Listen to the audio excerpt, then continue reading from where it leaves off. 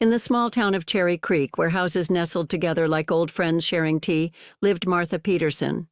A widow for 7 years, she spent her days in her aging house with peeling paint, getting by on her modest pension and vegetable garden. Wrinkles lined her face, but her eyes still held a spark of youth. One autumn day, when leaves danced slowly with the wind, mail carrier Judy brought Martha a letter. "Martha, honey, you've got a letter from the city." "Looks important," said Judy, adjusting her scarf. Martha, wiping her hands on her apron, opened the envelope. Her distant cousin Agnes, whom she had nearly forgotten about, had left her an old chest of belongings in her will. "All this formality for such a small thing," sighed Martha, not realizing that this chest would turn her life upside down. A week later, a weathered bus delivered a small wooden chest with brass corners to the town. When Martha opened it among old photographs and letters, she discovered an unusual box made of dark wood. Inside were cards. "Good heavens, these are tarot cards," exclaimed Martha, remembering her grandmother's stories about fortune-tellers and seers. The cards were antique with worn edges, but the illustrations remained vibrant and captivating. Attached to the box was a note. "Dear relative, these cards have been passed down through the women in our family for generations. Now they're yours. Remember, they see through to the truth of destiny. With love, Agnes." Martha wanted to put the cards aside. Sinful business, as they said in church. But something kept nagging at her. She carefully sorted through the cards, examining the strange illustrations, feeling warmth spreading through her fingers. About 2 weeks later, Martha's neighbor Nancy Mitchell knocked on her door with tear-stained eyes. "Martha, I'm sick with worry. My grandson went to the city for college and I haven't heard from him for a month. His phone doesn't answer. I'm beside myself." Martha poured her neighbor tea with honey and raspberry, and then, not knowing why, suggested, "Why don't I read the cards for you? They were left to me by my cousin." Her hands seemed to choose the cards on their own. Martha was surprised to find she knew how to arrange them, as if she'd been doing it all her life. "Your Kevin is alive and well," she said, looking at the Tower and 10 of Swords. "His phone was stolen, and he can't afford a new one. He's too proud to ask for help.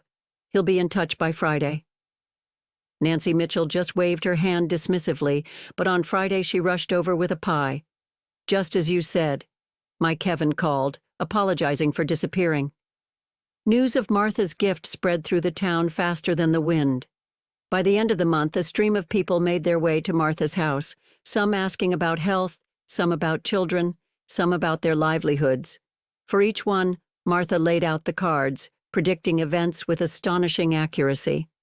Martha didn't charge for her advice, but grateful townspeople brought jars of jam, fresh eggs, or bags of flour. Martha's pantry filled up, and her soul gained confidence. One day, a woman from the county seat arrived wearing an expensive coat and gold earrings. "I've heard about you," she said, placing an envelope of money on the table. "I need to know about my business's future. There's a lot of money at stake." Martha wanted to refuse. Such sums were unfamiliar to her, but the cards seemed to leap into her hands. The prediction proved accurate, and soon city visitors became frequent guests in Martha's little house. Word of the small-town fortune-teller reached the ears of Archie Simmons, owner of a chain of stores in the state capital. A tall man with a cunning look, he proposed a partnership to Martha. "I'll open a salon for you in the city. I'll provide the clients and we'll split the profits." Martha, finally seeing an opportunity to help her grandchildren with their education, agreed. She signed some papers, reading the fine print without glasses was difficult, and moved into a rented apartment in the city. At first, everything went well. Archie brought wealthy clients and Martha did readings. But after a month, she noticed something wrong. The money Archie gave her was much less than promised. Then she accidentally discovered he was charging clients 3 times what he told her.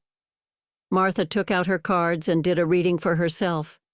The devil card fell on Archie, and she knew it was time to act. That night, Martha packed her things and quietly left the city. Returning to Cherry Creek, she found her house boarded up and her garden overgrown with weeds. "Oh, Martha, we thought you'd moved to the city for good," said her neighbor Nancy. That city man of yours came by showing some papers saying you'd sold him the house. Martha felt the ground disappear beneath her feet. She hadn't signed any sales documents.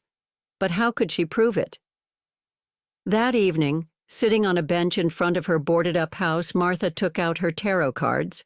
The Chariot, Justice, and the Magician fell side by side.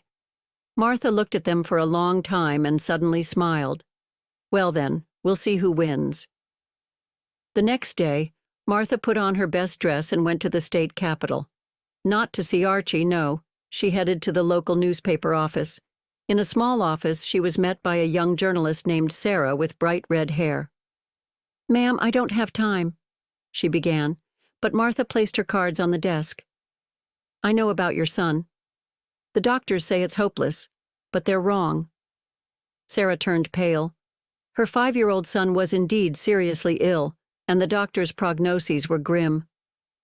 "How did you—" "I'll tell you my story," Martha said quietly, "and you can decide if it's worth writing about in the paper."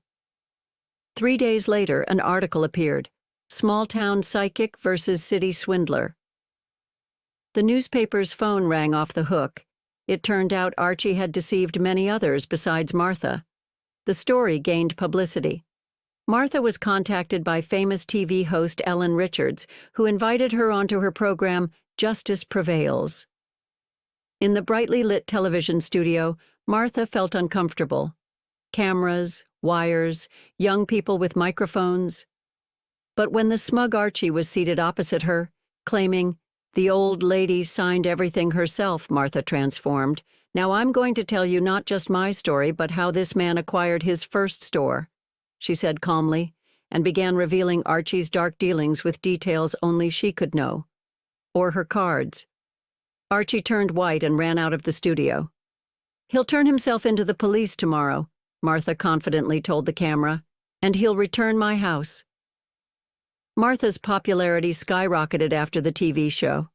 Television channels offered her contracts, publishers wanted to release a book of her predictions, and wealthy people were willing to pay enormous sums for personal consultations.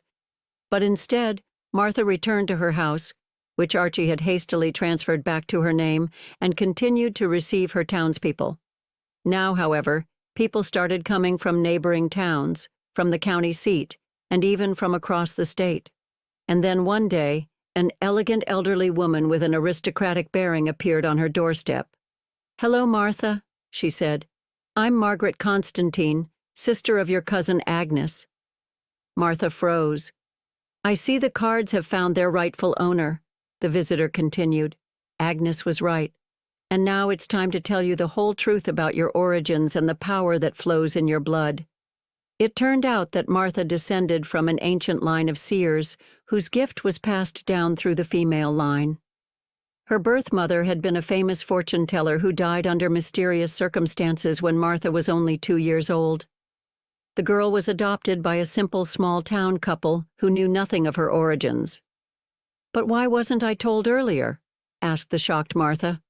"Your power had to awaken naturally," explained Margaret Constantine, "and only through trials could you understand its true value."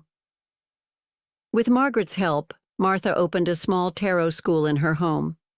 The money earned from lessons and special consultations she invested in the town, renovating the local school, helping build a new medical clinic, paving roads that had been neglected for decades. Her house, though now larger and more beautiful, remained open to anyone who needed advice or help. The tarot cards, those same ones from the old box, Martha kept in a special place, taking them out only for the most important readings.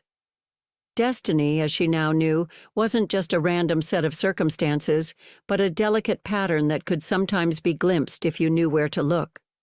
Each evening, shuffling the cards, Martha gratefully remembered her cousin Agnes, who had given her not just a tarot deck, but a key to a new life. As word of her gift spread, Martha became something of a legend. People whispered that her predictions never failed, that she could see not just the future but into the depths of one's soul. Yet those who knew her best understood that her greatest gift wasn't supernatural at all. It was her boundless compassion and wisdom.